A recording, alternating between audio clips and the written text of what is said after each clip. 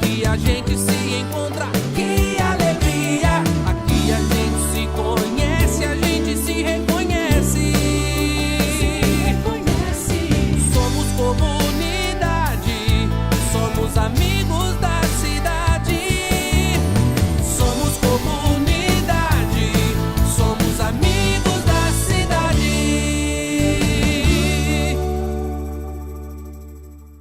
Bom dia a todos os amigos da cidade. É com muita alegria e satisfação que nós estamos chegando até você com o programa, com a mensagem, com o projeto Amigos da Cidade. Realmente desejando levantar em cada coração, em cada mente, em cada alma, em cada vida, o desejo de ser o cidadão que faz a diferença. Isto eu e você podemos fazer, né? Na nossa casa, no nosso espaço, na nossa vida, no nosso cotidiano, nós podemos fazer a diferença, sim, às vezes num telefonema. Eu recebi um telefonema semana passada, cobrança, viu gente, cobrança, mas a gente sabe, né, que às vezes passam uns dias, a gente tem que deixar alguma coisa de pagar para pagar outra, principalmente na economia que nós estamos vivendo. Mas foi muito interessante, porque eu estava almoçando e eu peguei o telefone, atendi, e a moça disse, a senhora pode, por favor, né, completar o seu nome e tal, pode falar comigo, essa ligação está sendo gravada, conhece aquela história toda? É? Eu disse, posso. Eu estava almoçando, mas eu posso te atender. Dela, ai, ai, ai, bem uma coisa desagradável. Eu falei, não, não é desagradável. Por quê? Porque eu sei que é uma cobrança, eu sei que eu tenho que pagar e eu sei que eu preciso de uns dias para pagar. Então não é desagradável, eu vou conversar com você. E começamos a conversar com aquela moça e foi uma conversa muito agradável, né? Ela está lá em São Paulo. Eu perguntei para ela como que estava o tempo e algumas coisas assim e começamos a conversar. E no final dessa conversa eu disse, olha, Feliz Páscoa, Jesus te ama e realmente Ele se preocupa com você. Ela disse, que bom, olha, não é todo mundo que nós ligamos e acontece isso. E eu falei, e pode, né, mandar o meu boleto, porque semana que vem nós vamos acertar e vai ficar tudo certo. E ela disse, aí eu vou conseguir um desconto para a senhora de 70%. Falei, olha aí, ó, não é perfeito?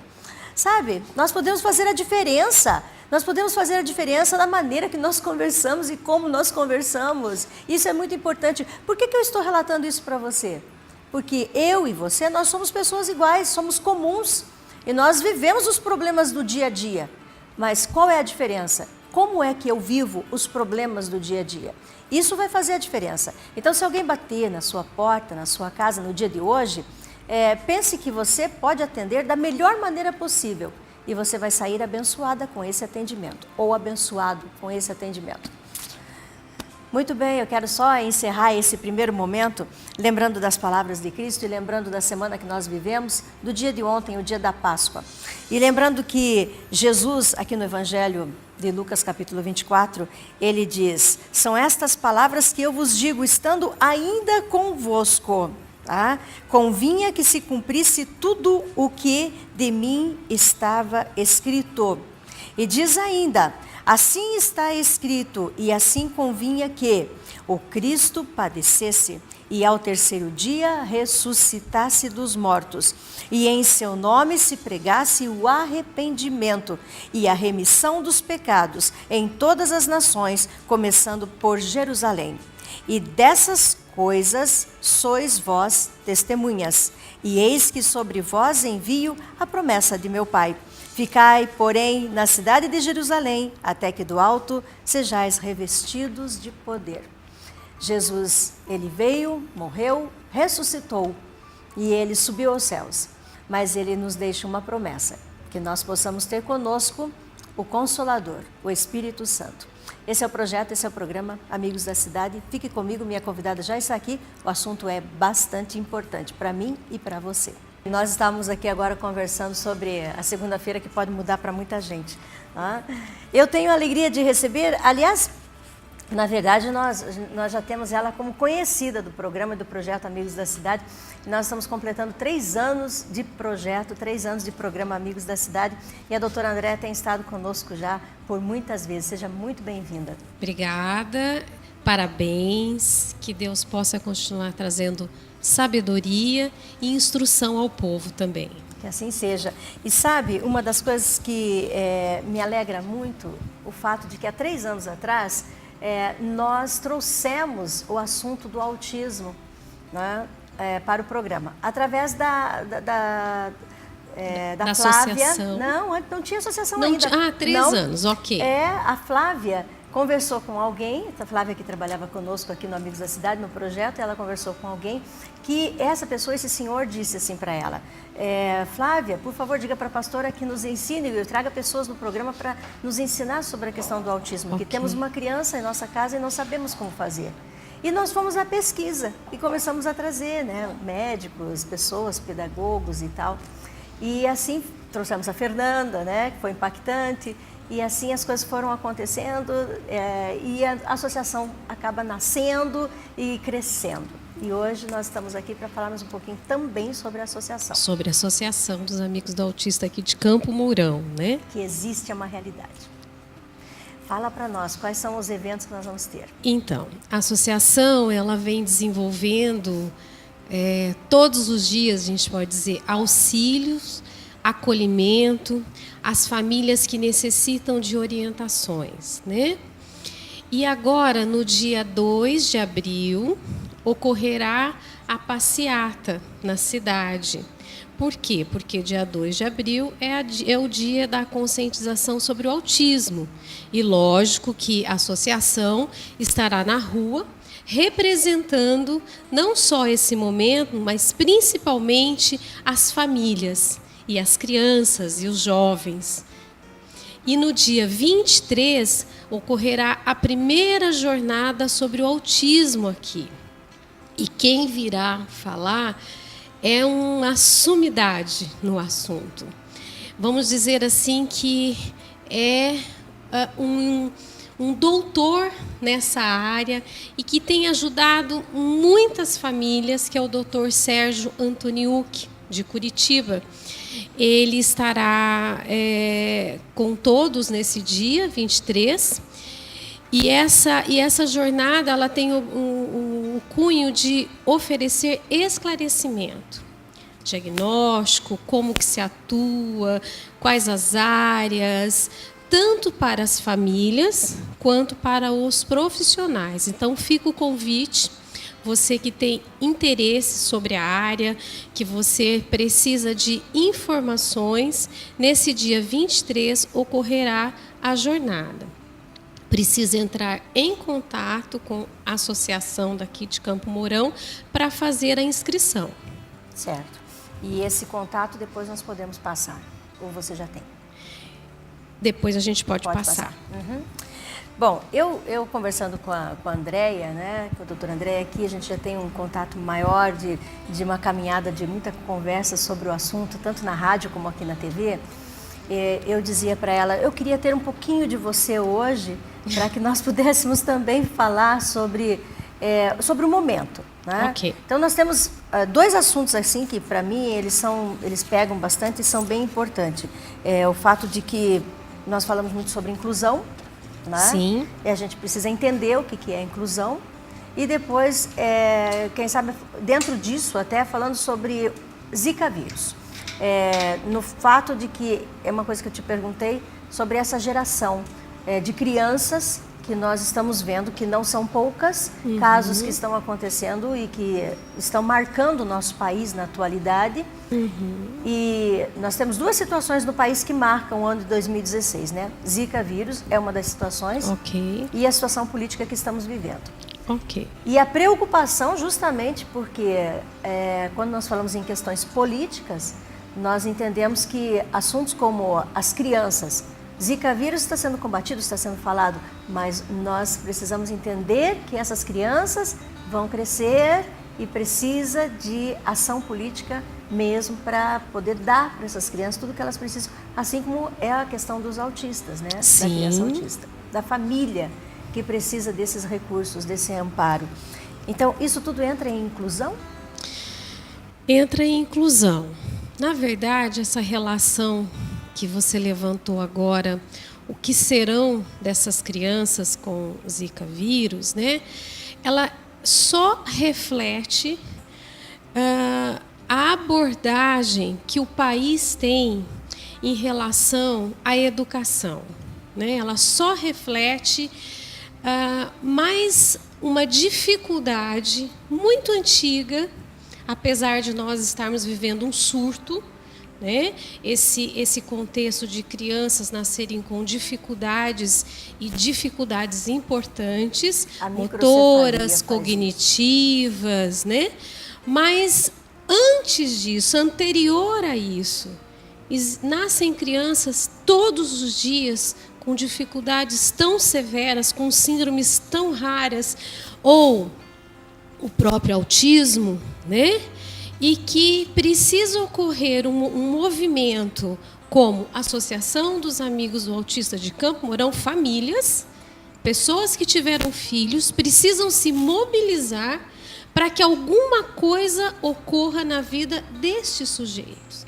Então, isso que está ocorrendo agora, essa preocupação, na verdade, é falta de um programa inclusivo. O Brasil não tem um programa inclusivo. Ele tem algumas ações direcionadas à educação especial. Fora dela, nós não temos uma abordagem mais ampla sobre isso. E nós precisaríamos, porque não existe só a população que se enquadraria dentro de uma educação especial. E mesmo ela ainda luta com muitas dificuldades. Por exemplo, as APAES do Brasil. Quantas dificuldades, quantos movimentos precisam acontecer para que aquela instituição sobreviva, né?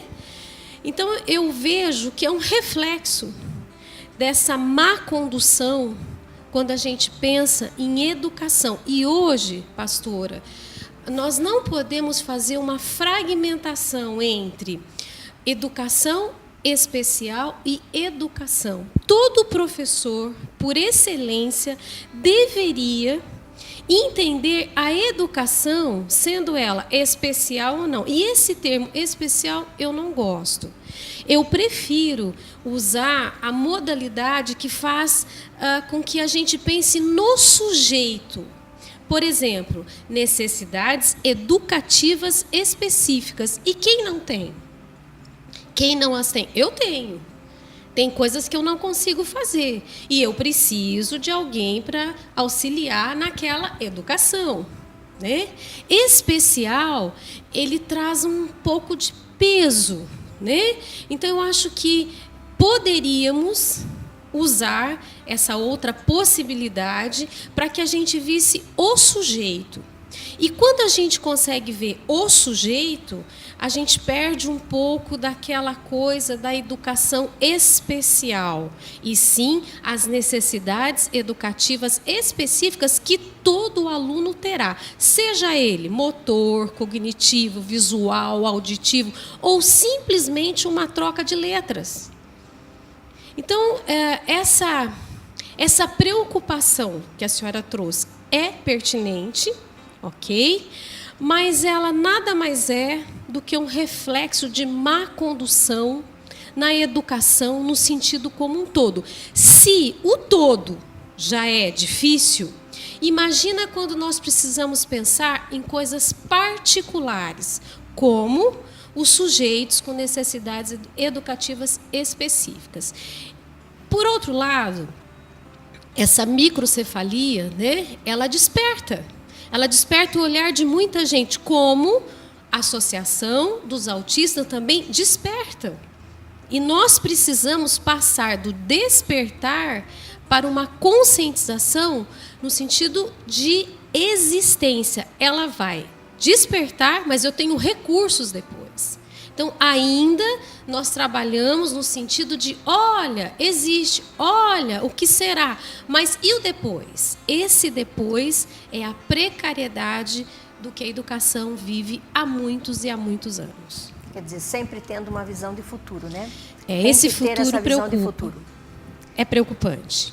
É preocupante, sim. Então, existe diferença em educação inclusiva e inclusão na educação. Perfeitamente. Como existem as necessidades educativas específicas, né? Vamos falar sobre o autismo agora. Todo mundo fala educação inclusiva. Mas a educação, ela é uma parcelinha dessa inclusão. O termo correto, a abrangência correta deveria ser, né, a inclusão, primeiro, no sentido da sociedade, seja ela na escola, seja ela no parque, seja ela na padaria, seja aonde for.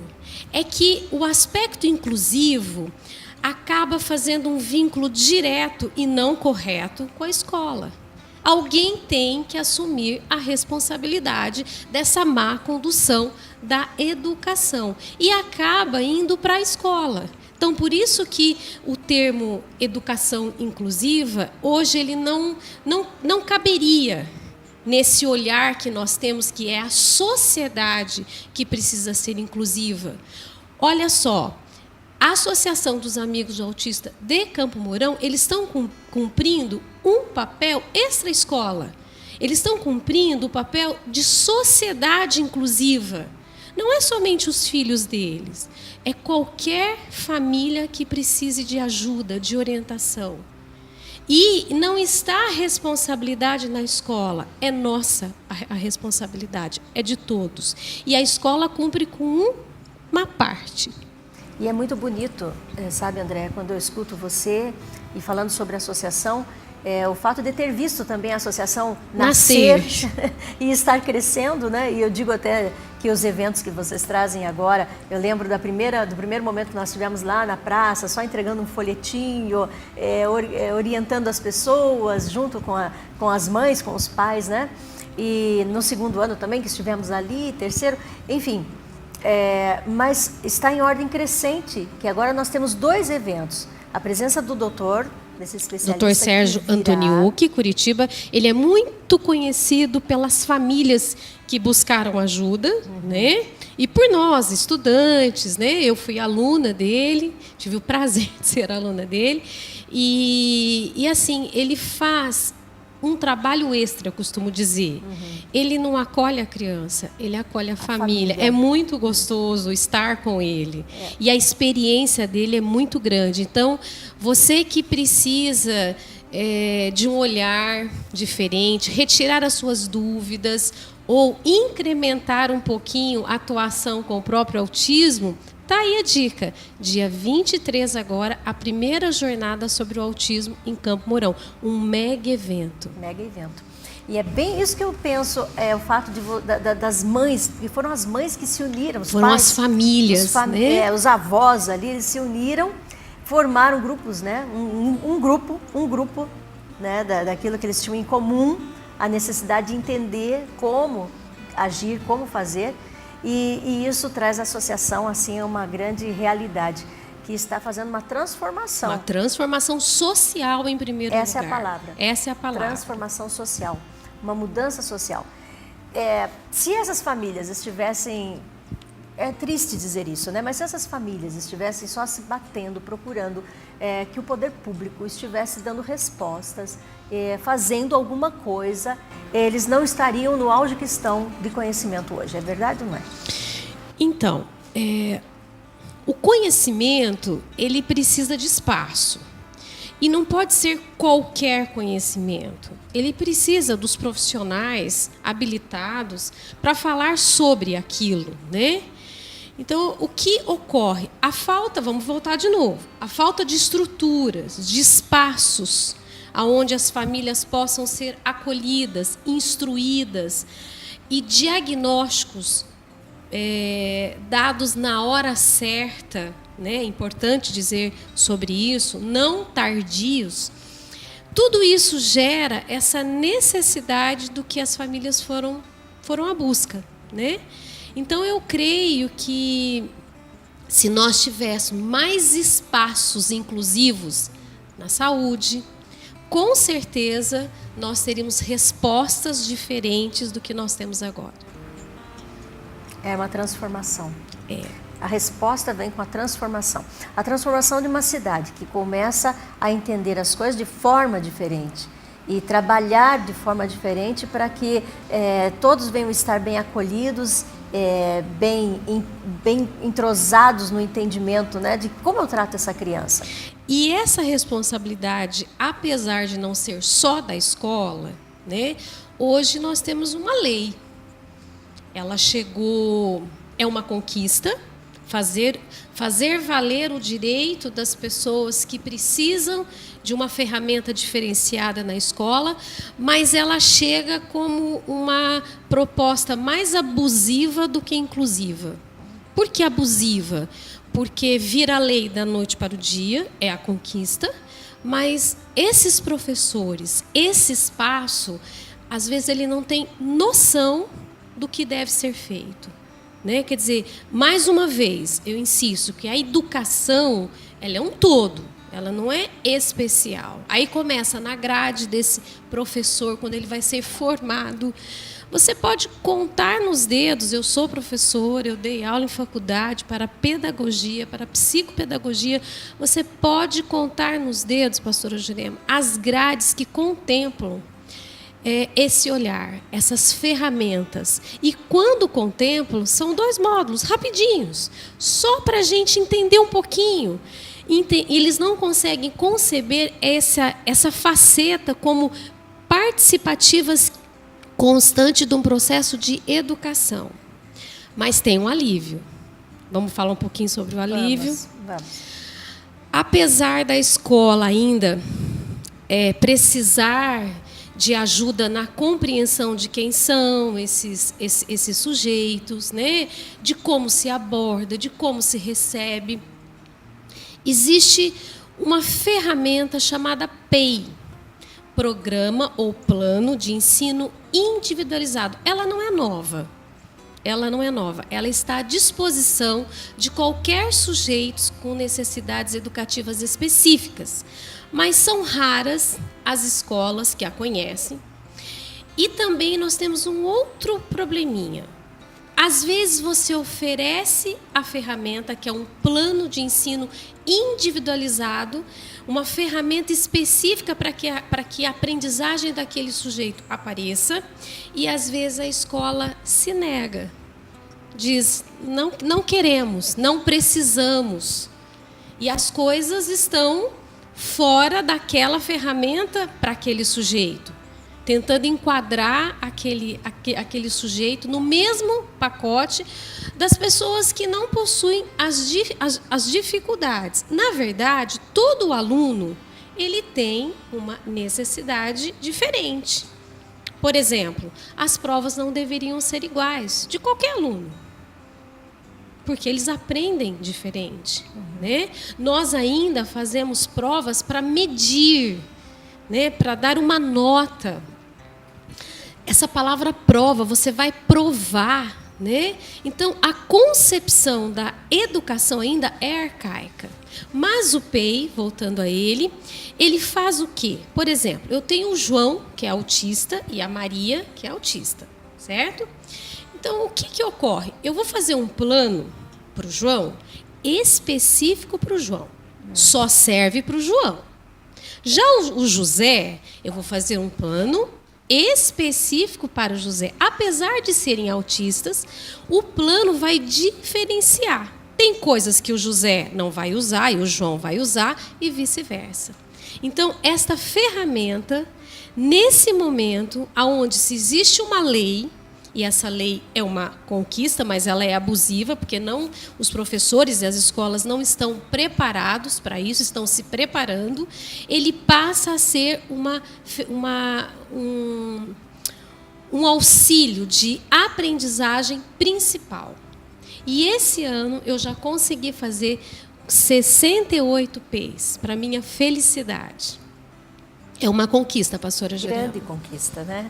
Olha, e esse é um assunto, gente, que nós precisaríamos assim falar muito, porque quando se fala em individual, né? Individual. Quer dizer, no perfil e na necessidade de cada criança, de cada ser. De cada ser humano. É muito bonito isso. Da criança que está lá na pré-escola e não está conseguindo pegar no lápis e o outro já conseguiu. Então, não é só para uma dificuldade pontual. Aliás, na escola não se deve pensar clinicamente, não se deve pensar em patologia, né? O sujeito o distúrbio, o transtorno, não. É um sujeito para aprendizagem.